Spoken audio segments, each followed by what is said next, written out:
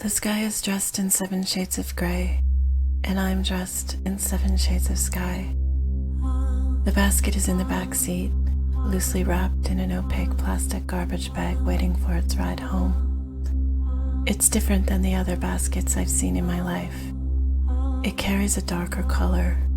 It's bigger, with fancier detailing. I think it's made of black ash, bapagigang, the kind that we can barely find around here nowadays.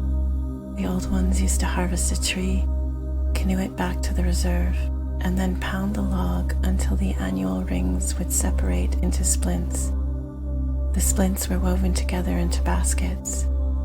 I imagine the fancier ones were sold to white folks, and the mediocre ones were kept around our tents and shacks and cabins to keep our belongings. This basket is a body made out of the years of Papagigan's life. Each of those annual rings recorded growth and weather. Each one of those orbits a document of light, heat, water, and nourishment. I think of those who might have harvested the tree and paddled it back to the community. I think of who might have done the pounding to make the splints. I think of the woman who wove those years into something else. I think of the woman who paddled her canoe on Shamong, going from cottage to cottage, selling and trading her hours for clothes and food for her family. We leave the city, driving through farmland speckled with Conservative and People's Parties of Canada election signs. When we turn onto the reserve and cross the border, every telephone pole is wrapped in red cloth. I tell Papagigang Mukik this is because one of their young women was recently murdered by her white boyfriend. We pass wooden cutouts of children dressed in pure love with the words, "Every child matters." I tell Papagigang Mukik that we're allowed to be furious and sad now, within reason. I wonder if Papagigang Mukik is looking out the window for their relatives. They will be hard to find. Much of the black ash was cleared by colonizers for farming and settlement, and the remaining are under the threat of the emerald ash borer, an invasive species who came to North America inside packaging and wooden crates. We stop at the old man's house beside the dump, but he isn't home. I use his outhouse and I am overjoyed when I find the empty plastic peanut butter jar with half a roll of toilet paper inside. Back on the road, we pass a lonely orange election sign as we pull into the cultural center. The curator meets us, and through face masks, I retell the story of the 80 or so years Papagigang Mukik traveled from a woman in a canoe on Shamong Lake to a cottage, to a house in my birthplace, to my parents' house, and then my sister's in Toronto, to my house in Nagojawani, and then here. In a quiet voice, he says, "Welcome home." We'll show the basket to Doug. We'll show the basket to the Elders Advisory Council. They might be able to tell who it belongs to by the signature in the style. Miigwech for bringing this home. A stop for cheap gas, a paper map, and a bad coffee. Of course, there are no paper maps because phones tell us everything now. It's September, the 2nd September during the pandemic, and we've now been charged with the task of living with the virus, a code for the arithmetic that allows some of us to live without carrying the burden of those that succumb, a calculation of who we will sacrifice to line the pockets of those with the money. There is heavy grief in the air. There is a turn in the light as the first cool air marks the time of year when they stole the kids, where they still make the kids to remake them into people with pockets lined with money.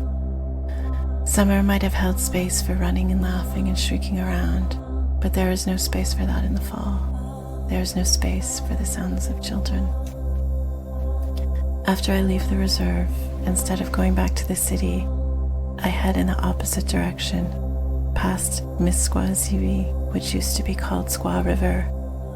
In 1993, some of the elders at Curve Lake First Nation, led by Gladys Taylor, launched a complaint to the Ontario Geographics Name Board to have the name of Squaw River changed back to its original name, Misquazibi, meaning Red River.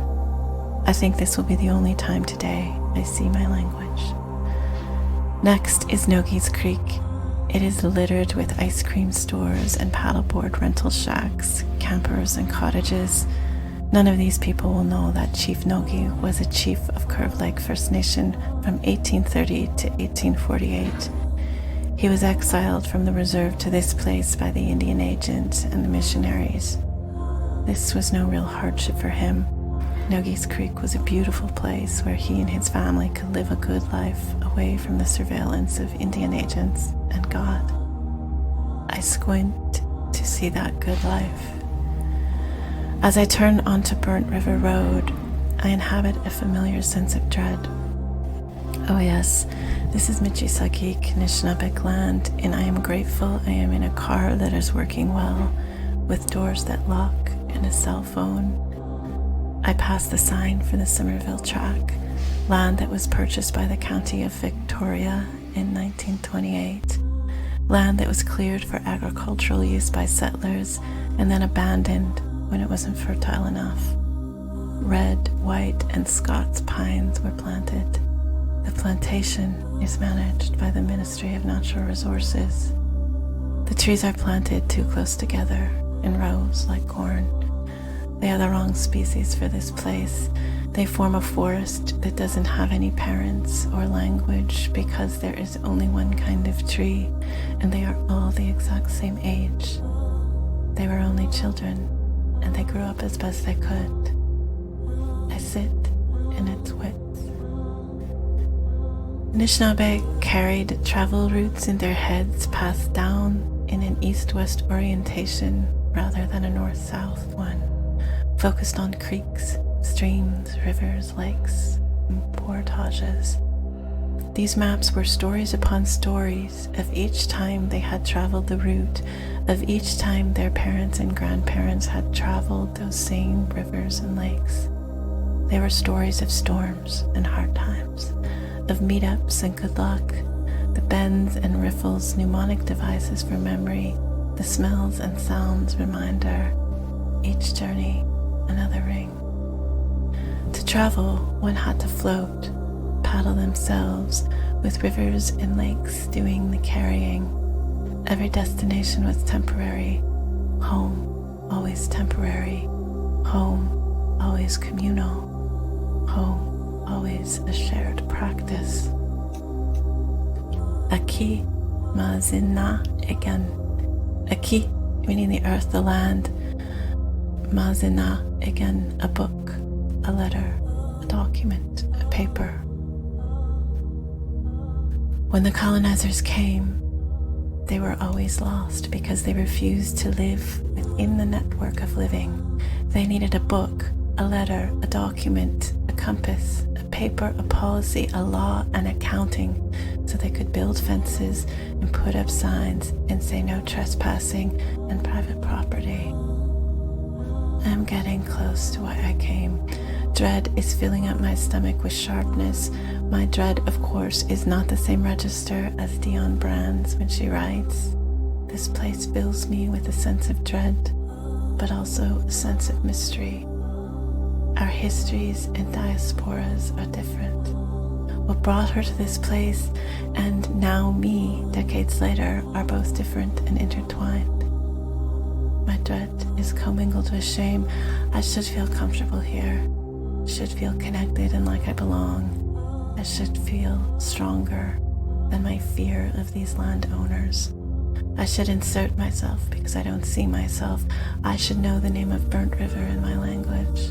I should want to live here in a cabin and write books and do ceremony and tap maple trees. I should, and I don't. I am surrounded by foreclosure. Sometimes there's a way the land defeats you, just the sum of it. I am old enough to know that coming here and retracing will not likely lead to finding whatever it is I'm looking for. I'm old enough to know that when I reach Pinery Road and Concession 11, there won't be much of anything. I am old enough to know that I won't find home, but we might, collectively, all feel a little less alone.